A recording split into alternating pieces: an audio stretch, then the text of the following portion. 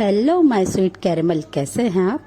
आज मैं आप लोग के साथ फोर्स इज सर्वेंट का पार्ट शेयर करने वाली हूँ। उससे पहले मैं आप लोग से कुछ बात करने वाली हूँ। सॉरी, मेरी वजह से कल ये सब फालतू की चीज़ें हो गई जिसके बारे में मैं बहुत ज़्यादा शर्मिंदा हूँ। मुझे ये सब फालतू की कैट फाइट में नहीं पड़ना चाहिए। मैंने आके अपनी फैमिली से डिस्कस किया, अपने मॉम डैड से। मैं ऑफिस से जब आई तो मेरे मॉम डैड ने पहले तो इस सारी सिचुएशन को सुना, फिर वो हंसे मेरे पे। लिटरली उन्होंने कहा कि तुम मैच्योर होने के बावजूद एक ऐसी स्टूपिडिटी कैसे कर सकती हो।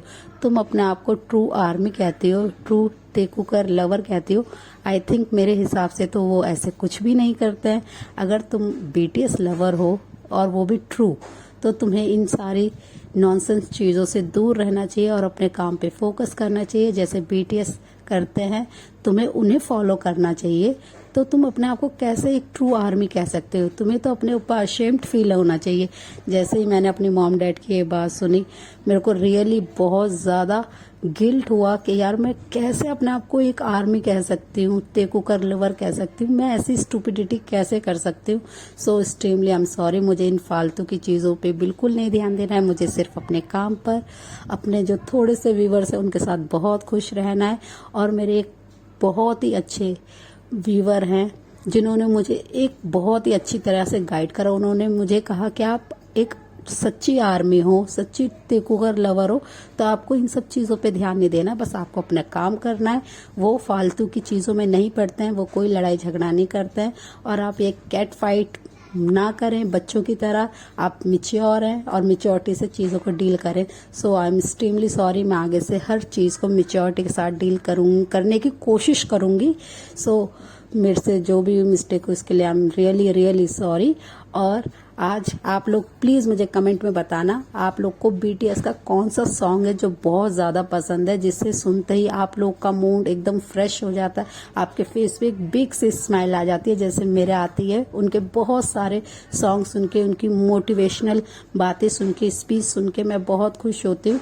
और सॉरी, मैं एक ट्रू आर्मी हूँ। मेरे को इन सब चीज़ों में नहीं पड़ना है। मेरे को बस अपने काम पे और अपने व्यूवर्स पे फोकस करना है जो मुझसे प्यार करते हैं, जिनसे मैं बहुत सारा प्यार करती हूँ। सो आप लोग का आज मैंने फिर टाइम वेस्ट कर दिया। Sorry sorry sorry.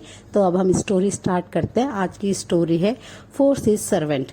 तो जैसे कि हमने लास्ट पार्ट में देखा था, जंगकुक की लैब पर थे बैठे होते हैं और जंगकुक ने उनके चेस्ट में अपने फेस को हाइड कर रखा होता है। तभी उनके डोर पे नॉक की आवाज होती है, जिसे सुनकर जंगकुक उन्हें तुरंत ही अपनी अनोइंग वॉइस में अंदर आने के लिए कहते हैं। उनके जैसे ही वो अपने फेस को ऊपर करके देखते हैं तो वो देखते हैं कि वही लेडी उनके सामने खड़ी है। और अब हम आगे का पार्ट देखते हैं, आगे की स्टोरी देखते हैं। वो लेडी उन्हें देख के ऐसे काफी ज्यादा जेलस फील करते हैं, गुस्सा कर रही होती है। उनके फेस पे एंगर साफ दिख रहा होता है, पर जंगकुक उन्हें टोटली इग्नोर करता है। वो अगेन ते के नेक के अराउंड अपने फेस को लेके जाते हैं और उधर अपने लिप्स से स्मच करते हुए वहाँ बहुत ही प्यार से सॉफ्टली किस करते हैं। तो वो लेडी उन्हें ऐसे देख के थोड़ी सी शॉक्ड होती है, बट ते उनसे कहते हैं कि जंगकुक आप पहले बात कर लीजिए। वो उनसे थोड़ा सा दूर होने की कोशिश करते हैं, उनकी लैब से उठने की कोशिश करते हैं, पर जंगकुक उनके हैंड को टाइटली होल्ड करते हैं और उन्हें अपने लैब पे से उठने नहीं देते हैं। तो वो बहुत ही अपने रूड वॉइस में उनसे कहते हैं कि तुम यहाँ क्या कर रही हो। तो वो उनसे बहुत ही ज़्यादा अपनी सॉफ्ट और सेक्सी वॉइस में कहते हैं कि जंगकुक हमें कल जाना है, तो मैं उसके बारे में डिस्कस करने आई हूँ कि कल हमें कब एयरपोर्ट के लिए निकलना है। तो ये सुनते ही जंगकुक और ते एक दूसरे की तरफ देखते हैं। तो जंगकुक उन्हें आंसर करते हुए कहते हैं कि मैं नहीं जा रहा हूँ और मैं बस अपने बेबी बॉय और अपने बेबी की तरफ ध्यान देना चाहता हूँ। मैं उनको अपना प्रीशियस और इम्पॉर्टेंट क्वालिटी टाइम देना चाहता हूँ। और वो ये कहकर अगेन ते के नेक में अपने फेस को हाइड कर लेते हैं। ये सुनकर वो लेडी वहाँ से गुस्से में चली जाती हैं, पैर पटकती हुई। और वो दोनों काफ़ी देर तक ऐसे ही ते और जंगकुक काफ़ी देर तक अपने एक दूसरे साथ अपना टाइम को स्पेंड करते हैं। फिर कुछ देर के बाद ते उनसे कहते हैं कि जंगकुक मुझे अब घर जाना है, मैं काफ़ी ज़्यादा थक गया हूँ। और वो ये कहकर जंकुक की लैब से उठने लगते हैं, तो जंकुक उन्हें फिर से बहुत ही प्यार से उनके नए वेस्ट को पकड़ लेते हैं और उनके लिप्स पे एक सॉफ्ट सी क्विक किस करते हैं। फिर वो अपने स्लीपी बेबी बॉय को अपनी आर्म्स में लेते हैं और ते के हैंड को अपने एल्बो के यहाँ उन्हें ग्रिप करने के लिए कहते हैं। फिर वो तीनों ऐसे ही जंकुक के कैबिन से जब बाहर आते हैं, तो कैबिन के बाहर जितने भी उनका स्टाफ है वो सब उन्हें ऐसे इतना ज़्यादा क्लोज देख के सब लोग थोड़े शॉक्ड होते हैं। कई लोग अपने ओपन माउथ से उन लोगों की तरफ देख रहे होते हैं, अपनी बिग आइज करके उन्हें देख रहे होते हैं, पर जंकुक और ते उन सबको टोटली इग्नोर करते हैं और वो लिफ्ट से अपने नीचे आ जाते हैं।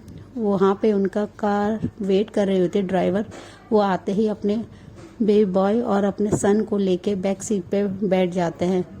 वो ते को और अपने बेबी बॉय को एक सेकंड के लिए भी नहीं छोड़ रहे होते हैं। उनका स्लीपी बेबी बॉय उनके आर्म्स को बहुत ही प्यार से होल्ड करे होते हैं। उन्होंने अपने टाइनी हैंड से जंकुक के शर्ट को बहुत ही टाइटली ग्रिप कर रखा होता है, जिसे देख के जंकुक काफ़ी ज़्यादा स्माइल करता है और ते ने उनके एल्बो से उनके हैंड को ग्रिप कर रखा होता है। वो उनके पास अपने आप को सिक्योर और सेफ फील कर रहे होते हैं, जो कि जंकुक भी अच्छे से फील कर पा रहे होते हैं। फिर वो अपने मेंशन में जब आ जाते हैं, तो जंकुक देखते हैं कि उनके मॉम डैड वहाँ पे आए हुए हैं। तो उन्हें देखकर जंकुक और ते एक दूसरे से थोड़ा सा अलग होते हैं। तो उनकी मॉम डैड उनकी तरफ देख के स्माइल करते हैं और उनसे कहते हैं कि सन, तुमने अगर जंकुक को माफ़ कर दिया है तो क्या हम तुम्हारी मैरिज के लिए सोच सकते हैं। ये सुनते ही ते काफ़ी ज़्यादा ब्लश करने लगते हैं और वो अपने ब्लशिंग फेस को नीचे कर लेते हैं, जिसे देखकर जंकुक भी स्माइल करते हैं और अपने बेबी बॉय को इतना ज़्यादा ब्लश करता हुआ देख के काफ़ी स्माइल कर रहे होते हैं। उनके फेस पे भी क्यूट सी बनी स्माइल आ जाती है। तो वो अपने सन को अपनी आर्म्स में बहुत ही प्यार से केयरफुली होल्ड करे होते हैं। तो उनकी मॉम आके अपने ग्रैंड चाइल्ड को उनसे होल्ड कर लेती हैं, अपनी आर्म्स में ले लेती हैं। तो जंकुक उनसे कहते हैं कि मॉम, हाँ, मैं और ते अब जल्दी ही मैरिज करना चाहते हैं। तो ये सुनते ही उनकी मॉम और डैड काफ़ी ज़्यादा खुश हो जाते हैं और वो कहते हैं कि ठीक है, ठीक 1 वीक के बाद हम लोग मैरिज कर देंगे। ये सुनते ही जंकुक तुरंत ही अपनी मॉम से कहते हैं, नो मॉम, इतना टाइम नहीं, इतना 1 वीक मैं वेट नहीं कर सकता हूँ अपने टाइगर के लिए। तो प्लीज़ मॉम, आप 2 दिन के अंदर ही आप हमारी मैरिज की तैयारी कर सकते हैं। तो ये सुनकर उनकी मॉम और उनके डैड हंसने लगते हैं और कहते हैं कि यहाँ पे कोई है जो बहुत ज़्यादा इम्पेशंस हो रहा है, और वो ये कहकर उनकी तरफ देख के हंसने लगते हैं। तो अपने बनी की ऐसी बात सुनकर ते बहुत ज़्यादा शाय फील करते हैं, वो काफ़ी ज़्यादा ब्लश करते हैं और वो उनके शोल्डर पे प्लेफुल तरीके से हिट करते हैं और फिर वो वहाँ से जाने लगते हैं। तो जंकुक तुरंत ही उनके हैंड को टाइटली होल्ड करता है और उन्हें पीछे से बैक हक करके खड़े हो जाते हैं। वो अपने मॉम डैड के सामने ही ते को इतने प्यार से हक करके खड़े होते हैं, बट ते पूरे टाइम सिर्फ बहुत ही ज़्यादा ब्लश कर रहे होते हैं, वो बहुत ज़्यादा शाय फील कर रहे होते हैं। वो बार बार विस्पर करके जंकुक के कान के पास अपने फेस को लाके कह रहे होते हैं कि प्लीज़ आप ये सब क्या कर रहे हैं जंकुक, मुझे छोड़िए, मॉम डैड हैं, सब देख रहे हैं। पर जंकुक उनकी बातों को टोटली इग्नोर करता है और उनसे कहते हैं कि मुझे कोई फ़र्क नहीं पड़ता है, बस मैं तुम्हें अपने पास रखना चाहता हूँ। मैंने बहुत टाइम से ये सब चीज़ों के लिए वेट किया है। और वो ये कहकर I love you so much my baby tiger, और वो ये कहकर उनके शोल्डर पे बहुत ही प्यार से सॉफ्टली किस करते हैं। फिर थोड़ी देर बाद ही जंकुक और ते अलग होते हैं और वो अपने बेडरूम में चल जाते हैं और उनके सन के साथ उनके मॉम डैड खेलना शुरू कर देते हैं। वो अपने ग्रैंड सन के साथ बहुत ही अच्छी तरीके से एंजॉय कर रहे होते हैं अपने टाइम को।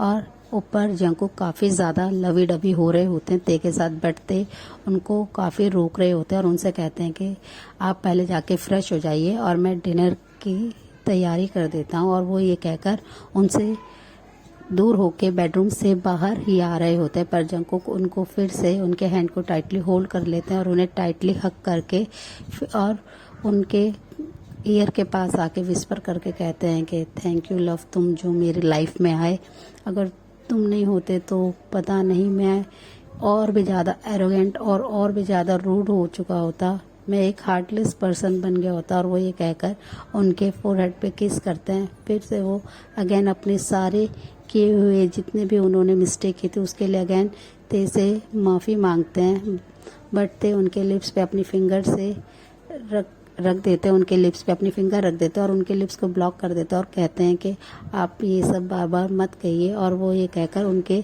अपने हैंड से उनके चेस्ट पे पुश करते हैं और उनसे कहते हैं कि आप पहले जाके फ्रेश हो जाइए। और वो ये कहकर भागते हुए रूम से बाहर आ जाते हैं। जंकुक अपने बेबी बॉय को ऐसे प्यार से भागते हुए उन्हें खेलते हुए देख के काफ़ी ज़्यादा खुश होते हैं और वो फ्रेश होने के लिए अपने वॉशरूम में आ जाते हैं और ते किचन में आके डिनर की तैयारी करने लगते हैं। वो डिनर रेडी करने लगते हैं और उनके पेरेंट्स अपने ग्रैंड चाइल्ड के साथ काफ़ी ज़्यादा एंजॉय कर रहे होते हैं, उनके साथ खेल रहे होते हैं। 30 मिनट्स के बाद जंकुक भी आके उन्हें ज्वाइन करते हैं और वो अपने सन के साथ काफ़ी ज़्यादा अच्छे से टाइम स्पेंड करते हैं। वो उनके साथ काफ़ी खेलते हैं और उनका सन भी उनके टच से, उनके स्माइल से काफ़ी ज़्यादा खुश होता है। वो भी उनके तरफ बार बार स्माइल करता है, वो बहुत ज़्यादा हंस रहा होता है, जिसे देख के जंकुक हर सेकेंड खुश हो रहे होते हैं और वो अपने सन के बार बार पूरे फेस पे किस करते हैं, जिससे उनके सन को काफ़ी ज़्यादा टिकलिंग फील होता है और वो स्माइल करने लगते हैं। वो बहुत ज़ोरों से स्माइल करते हैं, जिसे देख के जंकुक और उनके पेरेंट्स भी स्माइल करते हैं। फिर जंकुक कुछ देर के लिए वहाँ से चल जाते हैं और वो जिमिन के पास कॉल करके उन्हें सारा कुछ बता देते हैं कि 2 दिन के बाद उनकी और ते की मैरिज है, जिसे सुनकर जिमिन और शुका काफ़ी ज़्यादा हैप्पी होते हैं। वो ते के लिए काफ़ी ज़्यादा खुश होते हैं। तो वो उनसे कहते हैं कि ठीक है, तुम बस जल्दी से अपनी मैरिज कंप्लीट कर लो, फिर तुम लोग एक बहुत ही अच्छे से एक लॉन्ग टाइम के लिए हनीमून पर चल जाना। ये सुनकर जंकुक स्माइल करते हैं और वो फिर कुछ नहीं कहते और फ़ोन को कट कर देते हैं। और उधर उनके मॉम डैड और तायुंग जंकुक का डिनर पे वेट कर रहे होते हैं। वो सब आके डिनर करने के लिए बैठ जाते हैं डाइनिंग पे। तो तभी उनके सन के रोने की आवाज़ आती है। तभी ते अपने डिनर को छोड़ के अपने सन के पास जा ही रहे होते हैं कि जंकुक उनके हैंड को होल्ड करते हैं और उनसे कहते हैं कि तुम अपने फूड को फिनिश करो और बेबी को मैं संभालता हूँ। और वो ये कहकर वहाँ से चले जाते हैं और वो अपने बेबी के पास आके उन्हें फॉर्मल मिल्क फीड कराना शुरू कर देते हैं, जिसे देखकर तायंग भी स्माइल करते हैं कि जंकुक उनका और उनके सन का कितना अच्छे से केयर कर रहे हैं। वो हर चीज़ में एक बेस्ट देने की कोशिश कर रहे हैं, वो एक बेस्ट फादर बनने की कोशिश कर रहे हैं, जिसे देखकर तायंग काफ़ी ज़्यादा खुश होते हैं। वो काफ़ी स्माइल करते हैं उनकी तरफ देख के। फिर वो अपने फूड को फिनिश करने के बाद जंकुक को डिनर करने के लिए भेज देते हैं और वो खुद अपने बेबी को आके अपने आर्म्स में कैरी कर लेते हैं और उन्हें कुछ ही देर तक अपने आर्म्स में ऐसे ही कैरी करते हैं, जिसकी वजह से बेबी काफ़ी पीसफुली सो जाते हैं। और वो फिर अपने बेडरूम में लाके अपने बेबी को उन्हें उनके बेड पे, उनके छोटे से स्मॉल बेड पे उन्हें सुला देते हैं। तभी जंकुक अपने डिनर को फिनिश करके अपने बेडरूम में आ जाते हैं और वो आके अपने सन की तरफ देखते हैं कि वो कितना पीसफुल तरीके से सो रहा है और वो अपने सन के फोरहेड पे प्यार से किस करते हैं। फिर वो उनके हैंड पे किस करते हैं और वो उन्हें प्यार से अपनी बहुत ही स्वीट वॉइस में गुड नाइट विश करते हैं अपने सन को। और वो फिर ते की तरफ देखते हैं। ते उन दोनों को इतना ज़्यादा प्यार करते हुए देख के काफ़ी ज़्यादा स्माइल कर रहे होते हैं। उनके फेस पे एक प्यारी सी बॉक्सी स्माइल होती है और उनकी आंखों में आंसू होते हैं कि उन्होंने इतना ज़्यादा प्रीशियस टाइम और उन्हें उनके सन से क्यों इतने टाइम तक दूर रखा, उन्होंने क्यों जंकुक को इतना ज़्यादा पनिश किया। वो ये सोच के थोड़ा सा सैड फील कर रहे होते हैं। जब जंकुक नोटिस करते हैं कि ते की बिग आइज़ में आंसू हैं तो वो काफ़ी ज़्यादा वरीड हो जाते हैं और वो तुरंत ही ते के पास आते हैं और उनसे कहते हैं कि बेबी बॉय क्या हुआ, तुम्हारी आंखों में आंसू क्यों हैं, तुम रो क्यों रहे हो। तो तुरंत ही ते अपने फेस को टर्न कर लेते और अपनी आइज़ के आंसुओं को अपने हैंड से क्लीन करके अपने फेस पे एक प्यारी सी स्माइल लाके फिर वो जंकुक की तरफ देखते हैं। तो जंकुक उनके हैंड को टाइटली होल्ड कर लेते हैं अपने दोनों हैंड से और वो नी डाउन होके ते के पास नी डाउन होके फ्लोर पे बैठ जाते हैं। ते बेड पे बैठे होते हैं और वो उनसे बहुत ही वरीडली पूछते हैं कि ते क्या तुम खुश नहीं हो, तुम क्या मुझसे मैरिज नहीं करना चाहते हो, तुम्हें कोई प्रॉब्लम है क्या, तुम्हें यहाँ पे कोई प्रॉब्लम हो रही है। अगर तुम मेरे से नहीं करना चाहते हो तो तुम अपना आंसर दे सकते हो, मैं तुम्हें कभी भी किसी चीज़ के लिए फोर्स नहीं करूँगा। और वो ये कहकर उनकी तरफ देखने लगते हैं अपनी सैड आई से। ते जैसे ये बात जंकुक की सुनते हैं वो तुरंत ही कहते हैं कि नहीं नहीं ऐसा कुछ भी नहीं है, बस मैं आपको और हमारे बेबी को इतना ज़्यादा प्यार करते हुए देख रहा था जिससे मैं काफ़ी ज़्यादा इमोशनल हो गया, बस और कुछ नहीं है। सो फ्रेंड इस पार्ट को हम यहीं एंड करते हैं, मिलते हैं इसके नेक्स्ट पार्ट में। तब तक के लिए आप मेरी वीडियो को लाइक शेयर कमेंट कीजिए और प्लीज़ मेरे चैनल को सब्सक्राइब कीजिए। So friend bye bye, thanks for the watching, take care dear.